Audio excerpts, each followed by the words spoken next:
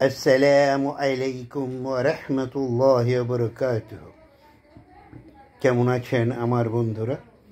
আশা করি সকলেই ভালো আছেন, সকলেই ভালো থাকেন, এই দোয়াই করি। লাইফে আসলাম, কিছু কথা বলবো। কথাগুলি ভালো লাগলে লাইক, কমেন্ট, শেয়ার করবেন, অন্যকে জানার কথা সুযোগ করে দিবেন। সবার আগে একটা কথা বলে রাখি, আমি বাংলাদেশের কোনো রাজনৈতিক দল করি না, কোনো রাজনৈতিক দলের সাথে আমার কোনো সম্পর্ক নাই। আমি শুধু আমার ভিতরে যে ভাবগুলি উদয় হয় রাজনৈতিক প্রেক্ষাপটে, সেগুলি আপনাদের কাছে বলি। আপনারা শুনলে হয়তোবা অনেকেই সংশোধন হতে পারবেন এবং কোনটা সঠিক সেটা বুঝতে পারবেন, এই জন্য বলি। আমাদের বাংলাদেশের রাজনৈতিক দলগুলোর মধ্যে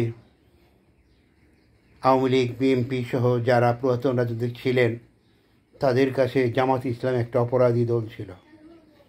তারা স্বাধীনতার যুদ্ধে বিরোধিতা করেছিল, তারা পাঞ্জাবিদের সাথে ছিল, পাকিস্তানের সাথে ছিল।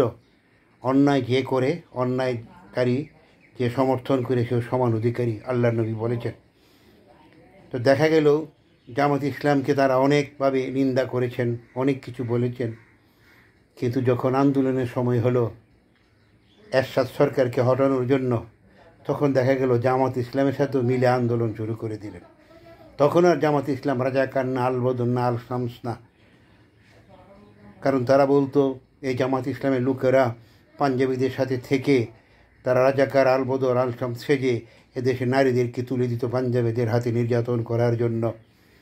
এদেশের মা বোনদের ইজ্জত তুলেছে 2 লক্ষ, হাজার হাজার মানুষকে হত্যা করেছে, 20 লক্ষ মানুষকে হত্যা করেছে, অসংখ্য বাড়িঘর জ্বালিয়ে দিয়েছে। এগুলি ছিল তাদের বক্তব্যের মূল মন্ত্র। কিন্তু আমি আশ্চর্য হলাম, যখন এরশাদ সরকারকে হটানোর জন্য আন্দোলন শুরু হলো, তখন জামাতের সাথে সব রাজনৈতিকগুলো মিলেমিশে গেল। তারা একটুও চিন্তা করলো না যে আজও কি আমরা কি করতেছি। ক্ষমতার লোভে তারা অন্ধ হয়ে গেল। জামাতের সাথে জোট করার পরে যখন বিএনপি ক্ষমতায় আসলো, বিএনপি জামাত ইসলামকে ক্ষমতায় বসালেন, মন্ত্রিত্ব দিলেন, তাদের সাথে মিলে সংসদে তারা কথা বললেন। তাহলে আপনারা যে বলেছেন এই কথাগুলো কি মিথ্যা না সত্য? যদি মিথ্যা হয়ে থাকে তাহলে জামাতের কাছে ক্ষমা চাওয়া উচিত, আওয়ামী লীগ, বিএনপি, সকল রাজনৈতিক দল। আর সত্য হয়ে থাকলে তো জামাত অপরাধী, তাদের সাথেও রাজনীতি করা যায় না। এই জন্যই ইসলামী গণতন্ত্র হারাম। এই গণতন্ত্রের লোকজন কে শত্রু কে মিত্র, রাজনীতিতে কোনো শেষ কথা নাই। তারা যখন যা খুশি তখন তাই করে।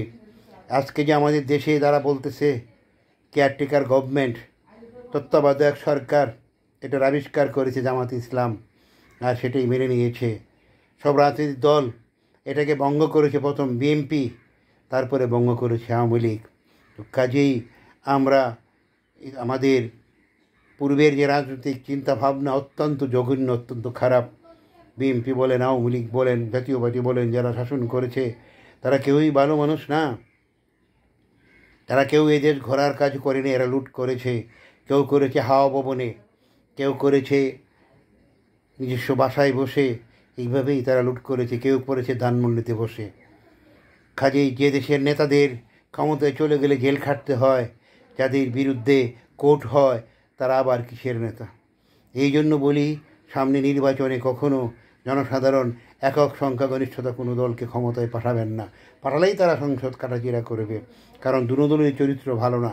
কারণ তারা ক্ষমতায় গেলে কেউ নাম বদলায় বাড়ির, এয়ারপোর্ট, কেউ নাম বদলায় এটা সেটা, এগুলি করে আমাদের রাষ্ট্রের টাকা অপচয় করে।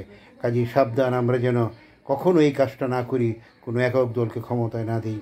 তবে হ্যাঁ, যদি ইসলামিক দল ক্ষমতায় আসে, আপনি যদি মনে করেন শরিয়া আইন চালু হলে আপনার জন্য, আমার জন্য, সবার জন্য ভালো হবে, তাহলে অবশ্যই প্রতিটি মুসলিমের দায়িত্ব শরিয়া ভিত্তিক যে রাজনৈতিক দলগুলো আছে তাদের সাথে থাকা এবং তাদেরকে ভোট দিয়ে যুক্ত করে ক্ষমতা আনার চেষ্টা করা উচিত। ধন্যবাদ।